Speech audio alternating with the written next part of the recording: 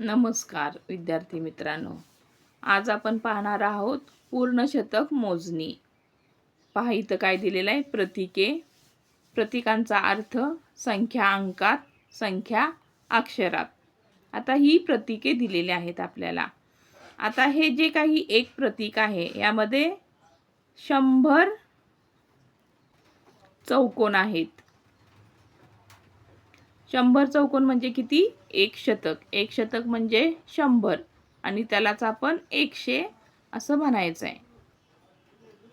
हे असं अक्षरात लिहायचं आहे. इथं पहा 1 2 म्हणजे ही दोन प्रतीके म्हणजे 2 शतक. संख्या अंकात काय लिहिलेलं आहे? 200 आणि अक्षरात 200. इथे पहा 1 2 3 3 शतक 300 अक्षरामध्ये 300. 1 2 3 4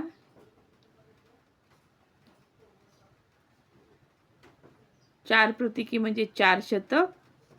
मग इथं आपल्याला अंकामध्ये लिहायचं आहे. 4 शतक म्हणजे 400 आणि इथं अक्षरामध्ये संख्या दिलेली आहे 400. इथे पहा 1 2 3 4 5 5 प्रतीके म्हणजे 5 शतक. अंकामध्ये लिहिलेलं आहे इथं 500. 5 शतक म्हणजे 500 आणि इथं संख्या अक्षरामध्ये लिहायची आहे 500.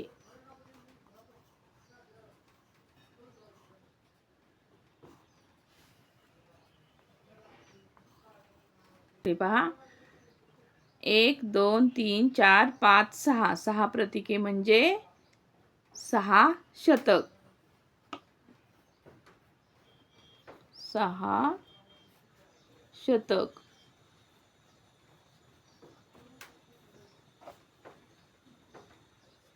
इथं संख्या अंकात लिहिलेली आहे 600 आणि इथं अक्षरामध्ये लिहिलेले आहे 600.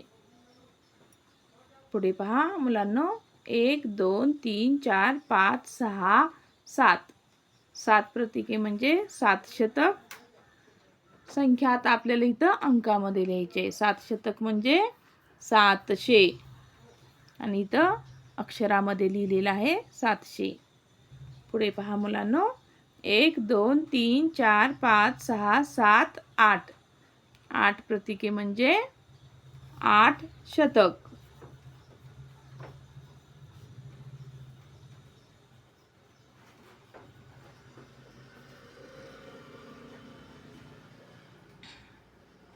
इथं संख्या अंकात लिहिलेली आहे 8 शतक म्हणजे 800 आणि इथं अक्षरामध्ये लिहायचं आहे 800.